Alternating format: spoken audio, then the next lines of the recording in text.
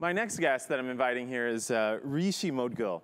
Rishi and I met actually at last year's MCON. He has probably one of the coolest jobs, I think, too, because he's at the University of Michigan. He's the director for the Center for Social Impact at the University of Michigan's Ross School of Business. Hey, man, how are you? Good. Good to see you. Good to be out here. Talk to me about the center and what you guys are doing. For sure.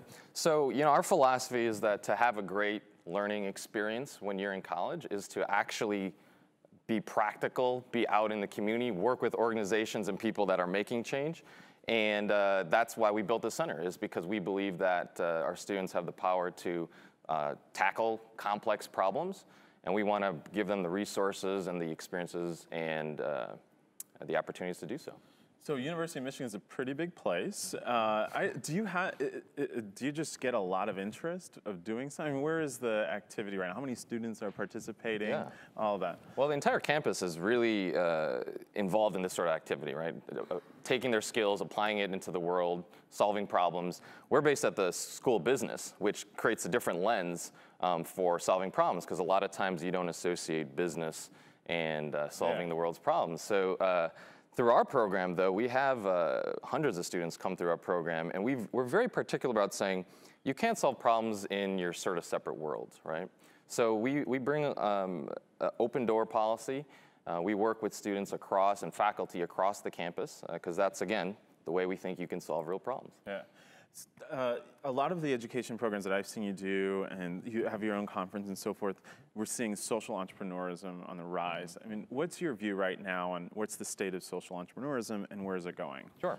Well, we took a real view that we don't want to bucket one type of learning in terms of solving problems. So social entrepreneurship is definitely popular. Right. But also a lot of the traditional skills you'd get from nonprofit management are very applicable. So we have a wide net on how we approach these things. We encourage those who are interested in impact investing, starting new ventures, to roll up their sleeves, try those types of problem solving out, but also keeping a lens on that traditional philanthropy and nonprofit management, et cetera, have a huge role in this, and that you can take skills and lessons across sectors and across experiences to develop your skill set.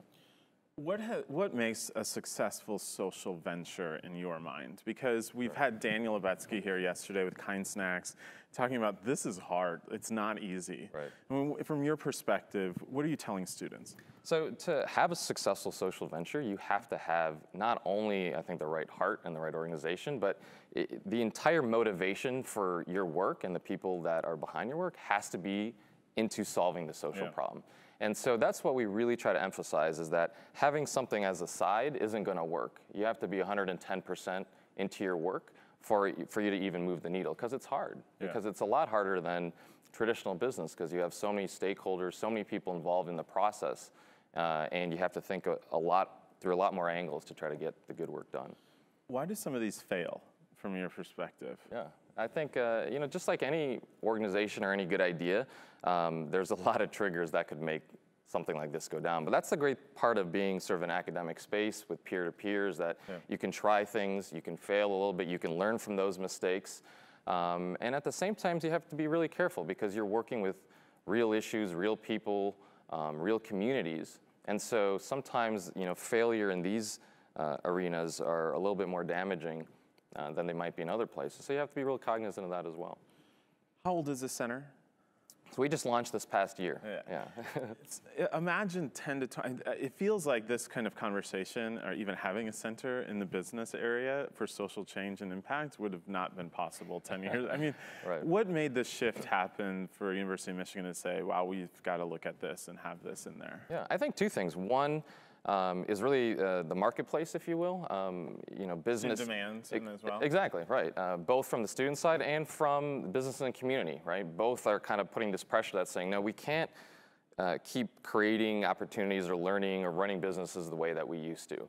We have to be working together. We have to think of new ways to do this. And our students especially are demanding it. And that's really where the energy is coming from. They're saying, we want to learn across sectors, we want to solve problems, we want to also create revenue, right? We want to have sustainable organizations.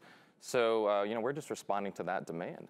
What's your view of the B Corp movement? B Labs, they're here today as well. So what's your view? I think it's great. It creates some structure and new space for those organizations that are saying, wait a second, I want to create a financial return and I want to create a social return. B Corp is a great movement in order to capture that, to create a community where people can learn from each other.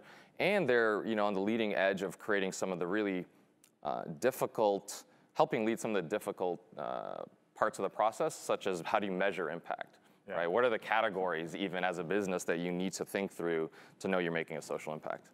So I'm sure you say this to some students who are already at University of Michigan or coming there, but I want you to think more nationally on this. Of course. If you're a student that has an interest for a business idea, interested in social good, all of that, where do you go, or what would you tell them as your piece of advice? Yeah, for sure. Well, keep your mind open, right? Because great ideas and great support comes from everywhere. I mean, we're working with corporations, entrepreneurs, politicians, higher education. I think, just across the country and really the world, people are interested in this. So keep asking a lot of questions and keep your mind open. Great.